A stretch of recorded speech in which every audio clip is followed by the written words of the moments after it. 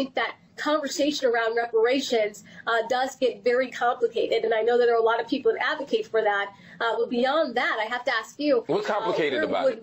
Where would you be today without slavery? That's a great question. That's what we call one of those counterfactual hypotheticals, right? It's hard for me to tell you where I'd be without slavery because our entire history was interrupted by it. But black people, or African people more importantly, had empires. We had civilizations. We had governments. We had order. We had laws. Were we perfect? No society, no civilization is perfect. But the question, where would we be without slavery, would imply or suggest to people that somehow we have benefited from the enterprise of slavery, or that somehow in the aftermath of slavery we're better off than we otherwise would have been. And there's absolutely no evidence to believe that African people were better after interacting with enslavers, after interacting with the European colonists. There's no evidence of that. So I don't know where we'd be without slavery, but I'm certainly sure it's better than where we would otherwise be. Yeah, see, and I would counter that personally with what we see on the continent of Africa today. I mean, honestly, you talked about some people having, some of the kingdoms and being on the hierarchy in Africa and different countries in Africa, and sure, but those weren't the people that were being sold into slavery. See, so it's like it's so hard to understand. But Kim, where in Africa? I want you to be a little more specific. Where in Africa can we point to and see any kind of problem, any kind of disruption that hasn't been touched or interrupted by Europe? You're kidding, right? Okay, so my family is from both. Name a country that hasn't been. You're saying Nigeria and Cameroon haven't been affected by Europe? That's your argument?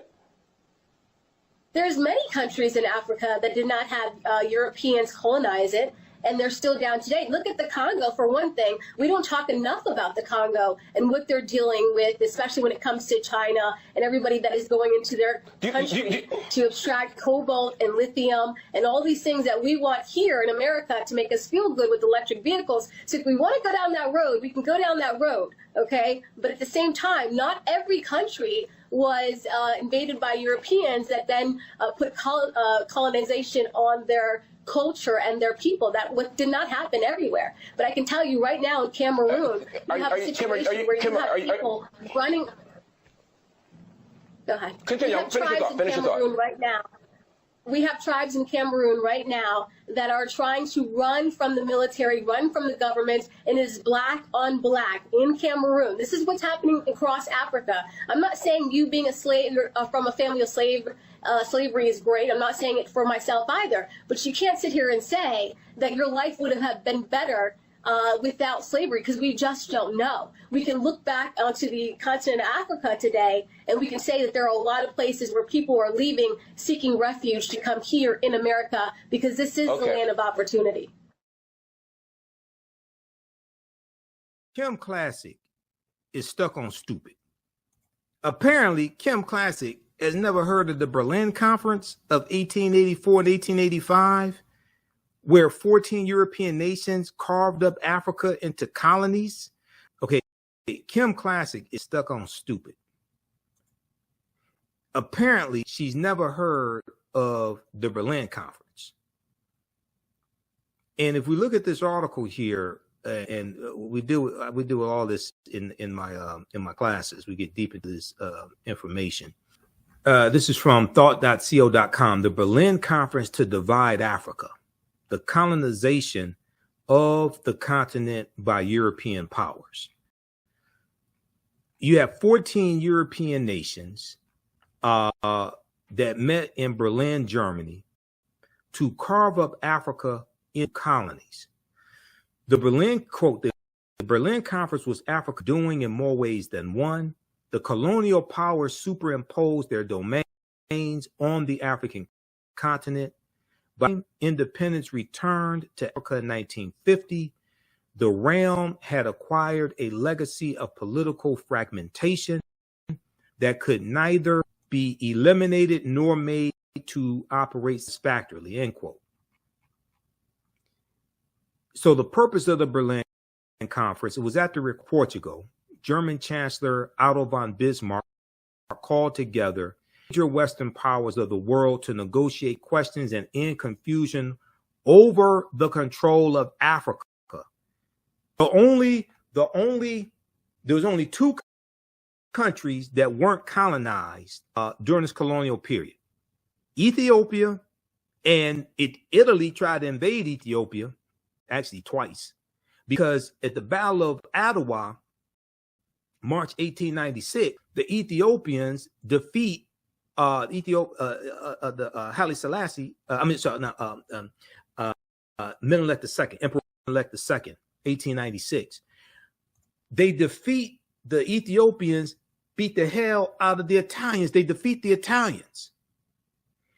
They beat the Italians so badly that the Italians lied to the rest of the world and told the rest of the world that the Ethiopians were white, because they didn't want the world to know that they got their behinds kicked by black Africans.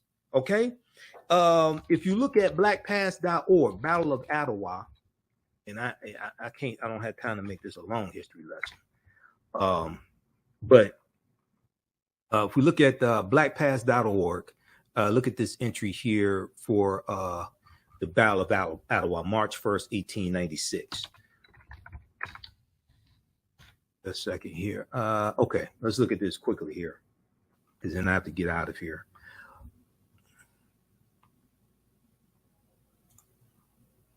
Okay, let's flip over to this. Battle of Adwa. Now you see different spellings. It may be ADWA or ADOWA. Battle of Adwa, 1896. This is from blackpast.org. All right. In March 1896, Ethiopian forces under the leadership of Emperor Menelik II surprised the world by defeating an Italian army sent to Empire. Okay. Now, read all of this. Okay. But they kicked the Italians behinds. Now, at the end of the article, they talk about how, let's see,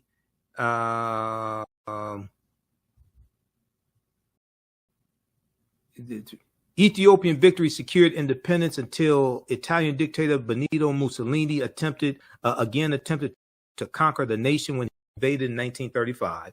Okay, and this is leading up to World War II. Ethiopia initially resisted the Italians alone, except with the help of anti-fascist volunteers from the United States and other nations. The battle was. Hold on, where is this? The part I'm looking for? Oh, right here. Okay. Victory at Adwa sealed the unification of Ethiopia and solidified Emperor Menelik II's claim to the title of emperor. Europeans and European Americans interpreted the story of Adwa in different ways. For some, it was an opportunity to discredit Italy militarily. For others, it was important to advance the view that the Ethiopians were not black. For others, it was important to advance the view that the Ethiopians were black, thus explaining away the significance of white and European defeat. The Italians told the rest of the world that the Ethiopians were not black. They said they were white. They didn't want the rest of the world to know that they got their behinds kicked by these black Africans. But at the same time, the other European nations didn't want to give other African nations ideas. Oh, we can overthrow our white oppressors also. So when you have somebody like Klacik, who doesn't understand that there was only two African nations that were not colonized, Ethiopia and Liberia. Liberia was created in 1821, right around 1821, by the American Colonization Society. It was created by the U.S. government. All the rest of the African nations were colonized, okay? And most of that colonization is the result of the Berlin Conference of 1884 and 1885 that took place in Berlin, Germany. 14 European nations are there. No representation for Africa was there. 1884, at the request of Portugal, German Chancellor Otto von Bismarck called together the major Western powers of the world to negotiate questions and end confusion over the control of Africa, because Europeans have been killing each other for hundreds of years over different territories in Africa and the natural resources. So they came together, basically said, look, we don't have to keep killing ourselves over this, over Africa. Africa is large enough for us to carve it up in the colonies and continue to rape it without having to kill each other. German Chancellor Otto von Bismarck appreciated the opportunity to expand Germany's sphere of influence over Africa and hoped to force Germany's rivals to struggle with one another for territory. Okay, now Kim Klacik mentioned the Congo. Apparently, Kim Klacik has never heard of King Leopold II, who killed millions.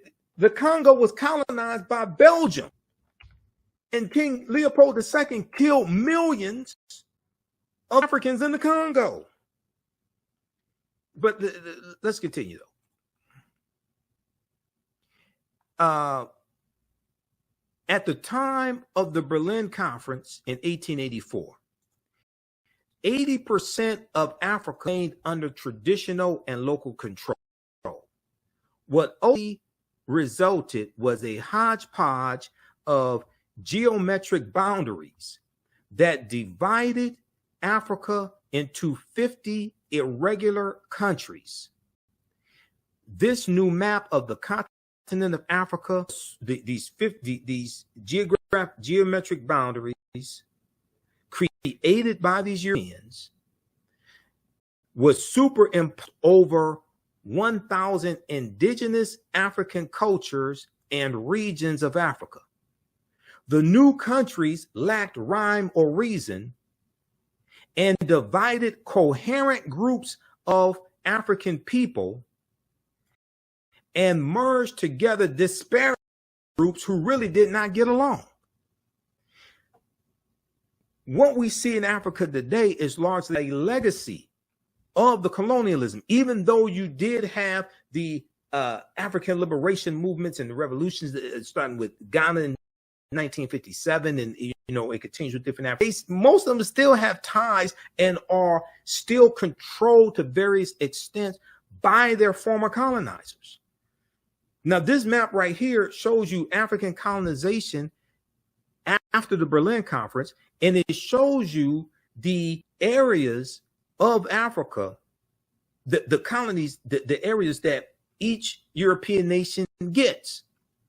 Okay, and of the 14 nations that were there, because France, Germany, Great Britain, and Portugal were the major players in the conference, controlling most of colonial Africa at the time. Now, Great Britain is in the orange. Look at what Great Britain gets. They get South Africa, they get Namibia, they get Kenya, Nigeria, they get Egypt, they get Nigeria. Let's see, Nigeria. It's a number of different countries that Great Britain gets. Okay, we see France gets countries like Senegal, things of this nature. Okay, read the rest of this here. Read the rest of this article. We see the Congo. Congo goes to Belgium. Neutrality part of the Congo Basin became a personal kingdom of Belgian kings Leopold II.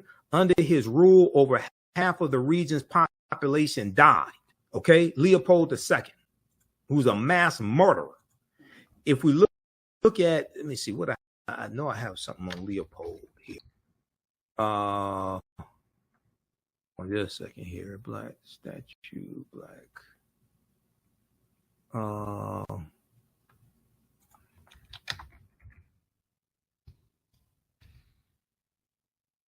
Belgium. Okay. So she mentioned, Kim Klacik mentioned the Congo, but she didn't mention Leopold. Leopold II, Belgium wakes up to its bloodiest colonial past, June 13, 2020. Here's a statue of Leopold. Leopold II ruled Belgium from 1865 to 1909. Activists want this statue in Brussels removed due to his brutal regime in Congo Free State.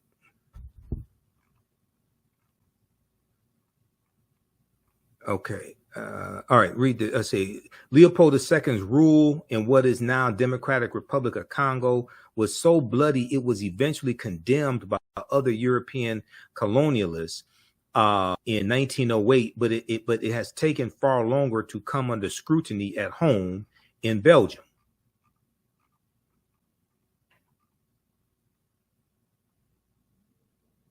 Last week, thousands in the country of 11 million joined solidarity protests about the killing of a U.S. black man named George Floyd in police custody. A renewed global focus on racism is highlighting a violent colonial history that generated riches for Belgians, but death for Congolese. Now, Deborah Kayembe is a Congolese human rights lawyer who has lived in Belgium. She said, everyone is waking up from a sleep. It's a reckoning with the past. Okay, read the rest of this here. This deals with King Leopold II. Colonized Congo. Killed millions of Congolese. Also, you can support the African History Network through PayPal and Cash App. We have the information right on the homepage of my website. If you scroll down, $ the AHN show through Cash App and through PayPal, paypal.me/the AHN show. This is our Cash App. Tag $ the AHN show, SHOW. When you go to it, it'll say Michael and show my picture there. Okay, these are some fake African History Network Cash App accounts that have been stealing money from us. And I put our tag right here. Here's our link to our Cash App, QR code. Okay, so you can support us there. If you want to donate support us $5, $10, $15, $25, $50, $100, whatever it is. It definitely helps us keep doing the research, stay on the air, pay some of the bills, and broadcast the Sunday night show also. And here's our link for PayPal, paypal.me/the AHN show. Okay. Lastly, this article that I forgot to show you. I pulled it up here. This is from the Washington Post.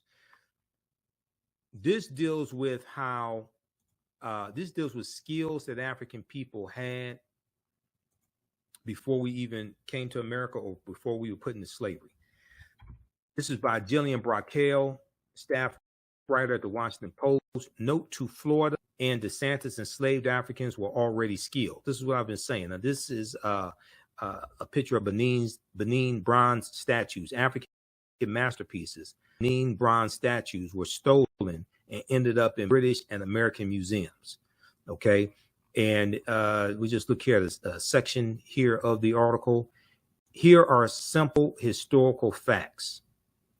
Africans already were skilled before they were, and in many cases, enslavers sought and purchased people coming from specific African societies based on skills common in those societies, this is absolutely true as well. Decades of research, slave ship manifests, plantation ledgers, newspapers, letters, journals, and archaeological digs, dozens of scholars support this. Much of it is compiled in the 2022 book, African Founders, How Enslaved People Expanded American Freedom, by Pulitzer Prize-winning historian David Hackett Fisher. Transatlantic slavery was an economic model proposing that skilled laborers who were benefiting themselves and their communities be abducted, transported, and forced those skills to benefit others. Other skills such as literacy, ministry, and music making were often banned because they did not benefit and even threatened the enslaver. Hackett Fisher explains, historian Hackett Fisher in his book explains how in the mid-1700s, enslaving colonists in the low country of the Carolinas, Georgia, and Florida targeted people from the windward coast of West Africa, where rice had been cultivated for thousands of years. In the low country, enslaved people then complex systems of canals, levees, floodgates, and fields, just as they had in West Africa, providing the region with its first massive cash crop. In New England, the Puritans targeted Akan-speaking people from the Gold Coast of West Africa, who had a long military tradition emphasizing and quick thinking. Also, an enslaved man named Onesimus taught Puritan leader Cotton Mather a technique for smallpox for inoculation, which was common in his African homeland. Okay, now we deal with this in my classes that I teach. Okay, Onesimus is the one who taught the Puritans how to inoculate themselves from smallpox. There's an article from history.com, official website of the History Channel, that deals with this. We came from sophisticated civilizations. Okay, we didn't have to be into an apprenticeship program. This is why this nonsense coming from Dr. William Allen and Dr. Francis Presley Rice with the social studies standards out of Florida is stupid. History.com, how an enslaved African man in Boston helped save generations from smallpox. In the early 1700s, I'm not exactly sure how to pronounce his name, that was Onesimus, or I think it's Onesimus. He shared a revolutionary way to prevent smallpox. Okay, now this is from April 8th, 2021. If you just scroll down here, let's see. Okay. But the smallpox epidemic of 1721 was different than any that came before it, as sickness swept through the city, killing hundreds in a time before modern medical treatment or a robust understanding of infectious disease. An enslaved African man known as Onesimus suggested a potential way to keep people from getting sick. Intrigued by Onesimus' idea, a brave doctor and an outspoken minister undertook a bold experiment to try to stop smallpox in its tracks. Okay, okay, let's see here. Smallpox, the first enslaved people. In 1706, an enslaved West African man was purchased for the prominent Puritan minister Cotton. Okay, the prominent Puritan minister Cotton Mather by his congregation. Cotton Mather gave him the name Onesimus after an enslaved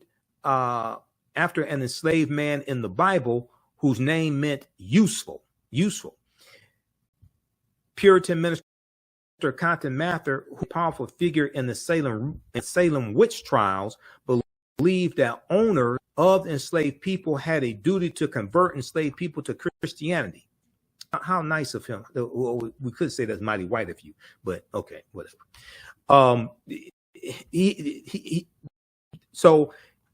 That owners of enslaved people had a duty to convert enslaved people to Christianity and educate them.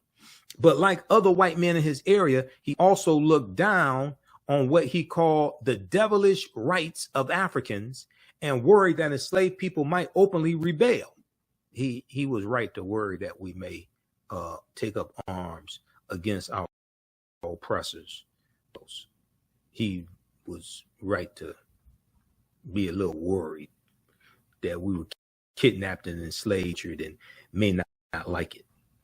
Okay, read the rest of this article here. But this deals with Onesimus and how this African man saved all these white people. How an enslaved African man in Boston helped save generations from smallpox.com, official website of the History Channel. Okay, now let's go back to this from Jillian Brockel very quickly, then I have to get out of here. All right. Chesapeake enslavers wanted people like the Crew people, KRU, specifically for their skill for boat building. Though Europeans were seditionists, slave traders marveled at the superiority slave traders marveled at the superior stability and speed of West African canoes, some of which they said could hold 100. These boat designs were ideal for fishing, freight, and ferrying up and down the Chesapeake Bay. And later in Texas, enslavers wanted a subset of enslaved people in South Carolina descended from the Fulani, because they were already skilled herders, okay, the cattle, okay, herding cattle. The term boy likely originates from this South Carolina group. There's evidence the African tradition of singing herd at night influenced what became cowboy songs, according to Hackett Fisher. Now, the term cowboy, originally the term cowboy was a derogatory term that white men used for African-American cattlemen, cowhands, because white men were called cowhands or cattlemen. African-American men were called cowboys as a derogatory term for them, okay? As you have the westward migration in this country, especially after slavery ends, westward migration going to the 1870s, things like this, 1870s, 1880s, you have the westward expansion. You have you go to 1849, the gold rush in California, 1849. California becomes a state in the Union in 1850. Okay, so all that period of time. And you have, just like 1879, the Black Exodus of 1879, we have 6,000 African Americans migrating from Louisiana out west to Kansas. This is an example of this. So cowboy was a derogatory term originally used against African Americans, but over time it became a general term. And in a lot of these cowboy movies, historic African American cowboys got depicted as white people. Who would have saw that coming? The term cowboy, back to this article, the term cowboy likely originates from this South Carolina group. Okay. There's evidence the African tradition of singing to a herd at night influenced what became known as cowboy songs. And to Hackett Fisher, the number of enslavers who decided voluntarily to free and ensure a skilled livelihood for the people they formerly enslaved is extremely small, such that some living descendants of enslaved people freed under these conditions have noted higher wealth and education levels in their families than in others. Okay. As for being a blacksmith, the example that Governor Ron DeSantis cited as a skill to provide personal benefit, Africans all over the continent already knew how to forge iron and other metals with skill before slavery. This is what I was talking about, because we were already blacksmiths. We mastered metallurgy.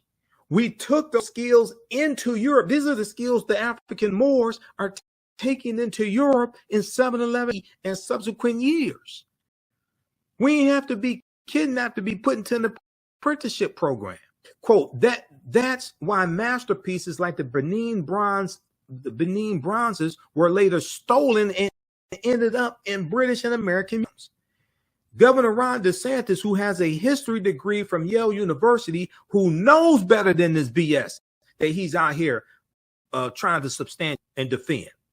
Governor Ron DeSantis' office did not immediately respond to a request for comment on criticism and refutations of Florida's new guidelines or the factual basis for his blacksmith statement.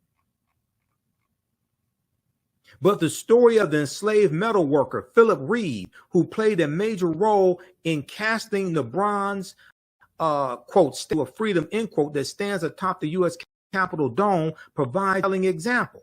Okay, Philip Reed was already a skilled plasterer by the time the artist Clark's bought him, bought him in Charleston in 1889. And over the next 2 decades, Reed learned a ton about and casting monumental bronzes, more than anyone else in the United States, perhaps even including Mills. The federal government even paid Reed more than the white man who worked on the Freedom Statue project. Quote unquote paid is in quote because 6 days after Reed's wage, 6 days, because 6 days a week, wage went to Mills. On Sundays, Reed was allowed to keep his own wage.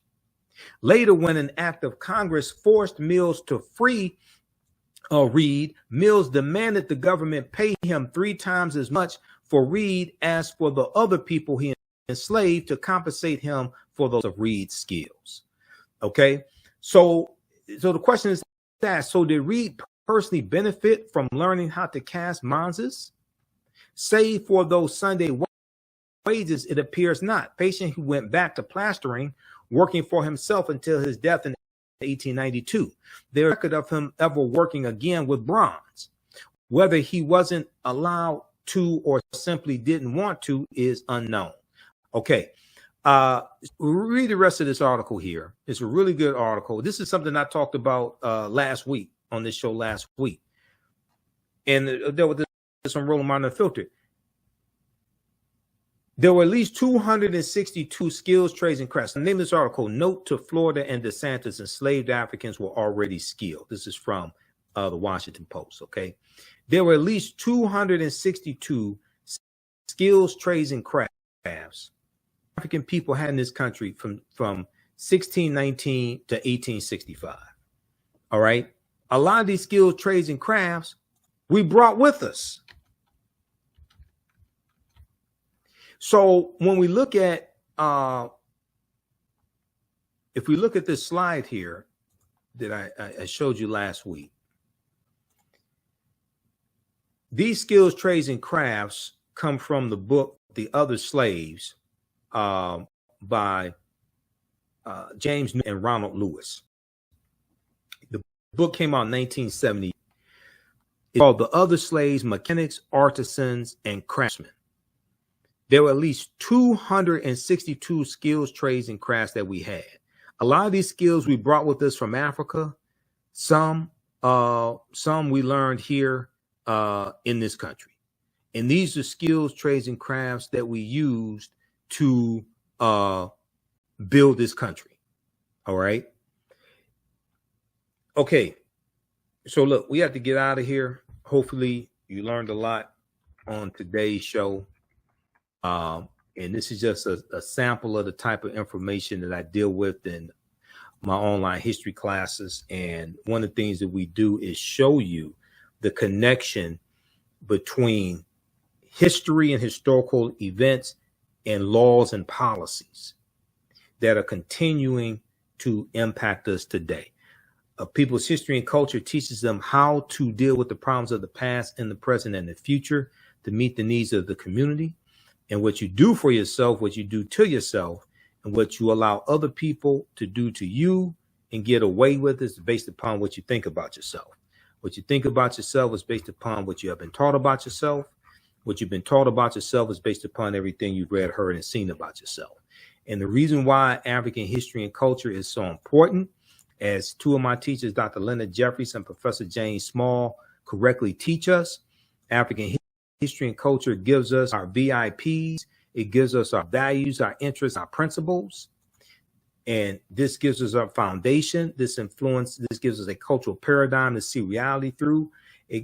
Our values, our interests, and our principles. African history and culture gives us our self-esteem, our self-development, our self-worth. This impacts our economic empowerment and how we engage in economics, like the cooperative system of cooperative economics, which are principles we brought with us from Africa as well. And this also impacts our political empowerment, how we engage in politics, and our understanding of politics. So we have to have a synthesis of all three of these, not just one of them. Okay. Also, you can support the African History Network through PayPal and Cash App. We have the information right on the homepage of my website. If you scroll down, $ the AHN show through Cash App and through PayPal, paypal.me/the AHN show. This is our Cash App. Tag $ the AHN show, SHOW. When you go to it, it'll say Michael and show my picture there. Okay, these are some fake African History Network Cash App accounts that have been stealing money from us. And I put our tag right here. Here's our link to our Cash App, QR code. Okay, so you can support us there if you want to donate support us $5, $10, $15, $25, $50, $100, whatever it is. It definitely helps us keep doing the research, stay on the air, pay some of the bills, and broadcast the Sunday night show also. And here's our link for PayPal, paypal.me/the AHN show. Okay. All right. So look, we have to get out of here. Remember, at the African History Network, we focus on educating, empowering, and inspiring people of African descent throughout the diaspora and around the world, because right now it's correct wrong behavior. It's not over till we win. We're kind of forever.